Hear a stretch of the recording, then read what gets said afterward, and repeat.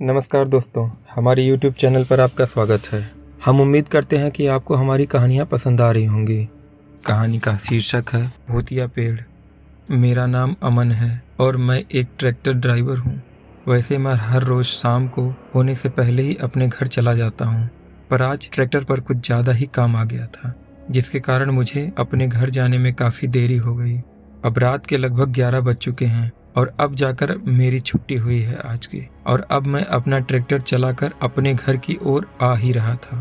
तभी मेरी बीवी का फ़ोन आया और जैसे ही मैंने कॉल रिसीव करी वैसे ही मेरी बीवी गुस्से भरी आवाज़ आई, कहाँ हैं आप? आज घर आने का इरादा नहीं है क्या? फिर मैंने जवाब देते हुए कहा, अरे आ ही गया, बस अभी रास्ते में ही हूँ। आज कुछ ज़्यादा ही काम आ गया था, इसलिए थोड़ा लेट हो गया। मेरी बात सुनकर मेरी बीवी ने कहा, चलो ठीक है, कोई बात नहीं, कभी कभी तो लेट होता है, पर ध्यान रखना जल्दीबाजी के चक्कर में उस रास्ते से तुम मत आना। तुम्हें पता है ना कि मैं किस रास्ते की बात कर रही हूँ? वो रास्ता हमारे लिए सही नहीं है, भले ही उससे आने में थोड़ा जल्दी होती है। फिर मैंने कहा, कौन सा रास्ता? तुम किस रास्ते की बात कर रही हो? फिर मेरी बीवी ने कहा, अरे वही भूतिया पेड़ के पास वाला। फिर मैंने कहा, हाँ ठीक है। इतना बोलकर मैंने फ़ोन रख दिया। मैंने फ़ोन रख तो दिया, पर मेरा मन अभी भी उसी रास्ते से जाने को कर रहा था, क्योंकि वो रास्ता शॉर्टकट है। और मेरी बीवी इसलिए मुझे वहाँ जाने से मना कर रही थी क्योंकि लोग कहते हैं वहाँ कोई आत्मा रहती है। मैंने कई सारी आत्मा इसलिए कहा क्योंकि कहते हैं कि कई साल पहले वहाँ पर कुछ लोग इंसानों को गाड़ा करते थे और उनके दफन होने की वजह से उन लोगों ने भूतों को कई लोगों ने देखा है। और अब मैं उस मोड़ पर आ गया हूँ जहाँ से मुझे एक रास्ते का चुनाव करना है कि मैं लंबे रास्ते से जाऊँ या फिर उसी शॉर्टकट से। मुझे पहले से ही देर हो रही थी, इसलिए मैंने उसी से रास्ते से जाने का फैसला किया जो कि शॉर्टकट है। फिर उसके बाद मैंने अपना ट्रैक्टर उस तरफ मोड़ दिया और उसी रास्ते से जाने लगा। मैं रात के सन्नाटे में अपना ट्रैक्टर लेके दौड़ाए जा रहा था और मैं अभी कुछ आगे ही गया था, तभी मुझे लगभग 100 मीटर आगे कुछ सफ़ेद सी चीज़ दिखी।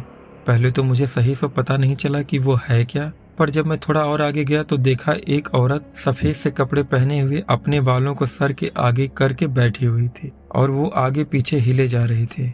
वो इतनी तेज हिल रही थी कि पता नहीं चल रहा था कि वो आगे की तरफ है या पीछे की तरफ। मुझे उस औरत को वहाँ बैठे देख बड़ा अजीब सा लग रहा था, पर मैं उस औरत को अनदेखा करके आगे निकल गया। फिर उसके बाद मैं थोड़ा और आगे ही गया था कि तभी मेरे ट्रैक्टर ने अचानक झटके देना शुरू कर दिया और झटके देते देते ट्रैक्टर अचानक बंद हो गया। तभी मैंने तुरंत ट्रैक्टर के मीटर में देखा तो ट्रैक्टर में अभी भी काफ़ी तेल था, पर मैंने जैसे ही अपने आसपास देखा तो जैसे मेरा खून जम सा गया, क्योंकि मेरा ट्रैक्टर उसी भूतिया पेड़ के पास खराब हुआ था। अब मेरी हालत खराब हो गई थी। उस समय मुझे ऐसा लगने लगा जैसे मेरे अंदर का खून ठंडा होकर मेरे शरीर में एक कपकपी सी ला रहा था। पर मैं उसके बाद अपने मन को किसी तरह से शांत करते हुए ट्रैक्टर को फिर से स्टार्ट करने की कोशिश करी, पर ट्रैक्टर स्टार्ट नहीं हुआ। फिर उसके बाद मैं यह देखने के लिए ट्रैक्टर से नीचे उतरा कि क्या खराबी आई है। मैं ट्रैक्टर को देख ही रहा था, तभी मुझे किसी के रोने की आवाज़ सुनाई देने लगी। आवाज़ सुनकर मैं इधर उधर देखने लगा, पर मुझे आसपास कोई नहीं दिख रहा था। मैं वैसे डरता तो नहीं, पर इतनी रात को इस भूतिया पेड़ के नीचे खड़े होने पर और ऊपर से किसी के रोने की आवाज़ सुनाई दे, ऐसे में थोड़ा डर लगना तो स्वाभाविक ही था। मैं बहुत ही निडर हूँ, पर मेरी हालत खराब हो रही थी।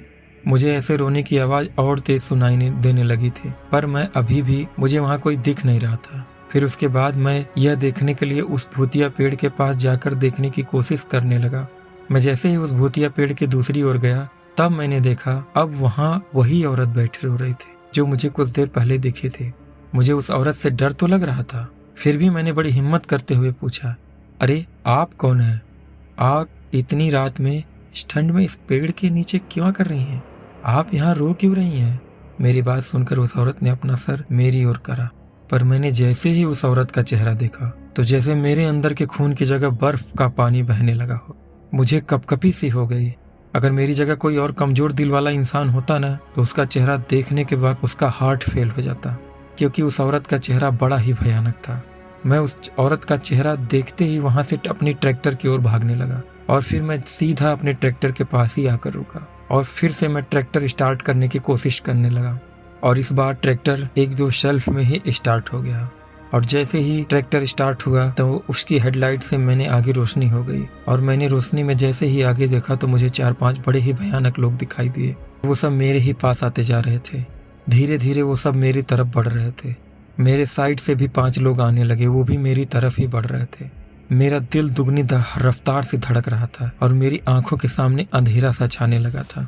मैं अपनी गली में हनुमान जी की जो लॉकेट पहना था उसको अपने हाथ से पकड़ लिया। मेरा दिल बैठा जा रहा था और मैंने डर के मारे अपनी आंखें बंद करके हनुमान चालीसा पढ़ने लगा और हनुमान चालीसा पढ़ते पढ़ते मैं बेहोश हो गया। और जब मेरी आंखें खुली तो देखा सुबह हो गई थी और अब वो सब जो भूत थे वहां से गायब हो गए थे। फिर उसके तुरंत बाद मैं अपने घर गया और जब मैं सारी बात अपनी पत्नी को बताई, अपनी मम्मी को बताई, तो उन्होंने मुझे बताया कि इसीलिए उन्होंने उस रास्ते से जाने से मना किया था। मैं इसलिए बच पाया क्योंकि मैंने ईश्वर में विश्वास किया और उनकी शक्ति की वजह से मैं बच पाया। दोस्तों, कैसी लगी मेरी कहानी? उम्मीद है आपको कहानी पसंद आई होगी। आप मेरे इस कहानी को अगर आपको पसंद आई है तो उसको लाइक करिए और सब्सक्राइब और शेयर कीजिए मेरे चैनल को। शुभ रात्रि।